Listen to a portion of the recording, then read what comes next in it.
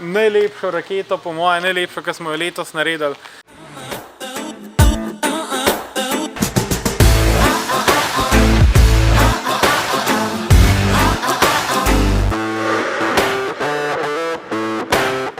No, danes se pa počutim kot v enem Nobel avtosalonu, kjer si ogledujem barvne kombinacije avtomobila, ki si ga najbolj želim.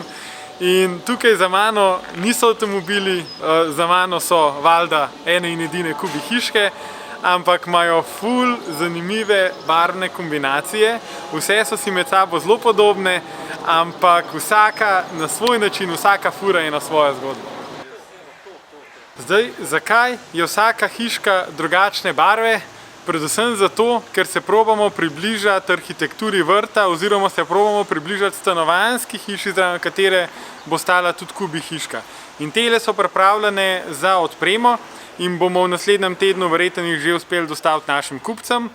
In dejansko ta prva varianta ima eno tako svetlo, rjavo, tako nežno kombinacijo, zelo neopadljivo.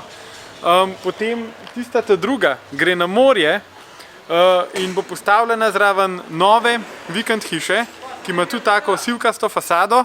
No, tale na strani, ta bela, ta siva, ta je pa meni osebno res odštekana, ker imamo dva posebna detajla.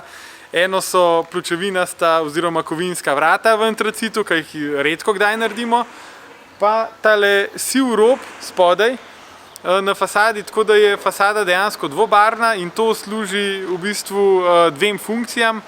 Eno je to, da se dež, ko pada, se pravi in se odbija od tal, da ne omaže fasade, ker siva barva je manj odporna oziroma bolj odporna na umazanijo, manj se vidi pač recimo blato in vse ostalo, kar se od dežja odbije.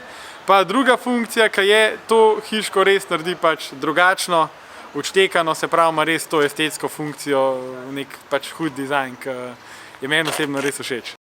In ko si že lih ogledujemo na dvorišču vse hiške, ki so pripravljene na odpremo, imam pa tukaj še eno najlepšo raketo, po mojem najlepšo, ki smo jo letos naredili. In tale je pa posebna zato, ker je zelo velika, izolirana, ima prostor za savno, ima tuš kabino, ima prostor oziroma sobo za sproščanje, ima teraso, ima cel kup druge dodatne opreme, ki vam jo bom pa posebej predstavil v vlogu in zelo verjetno bo to takrat, ko bo hiša že stala na vrtu. Tako da danes samo malo sneak peeka, samo malo vas podražam, ostalo pa sledi enkrat letos, zelo verjetno enkrat tekom poletja.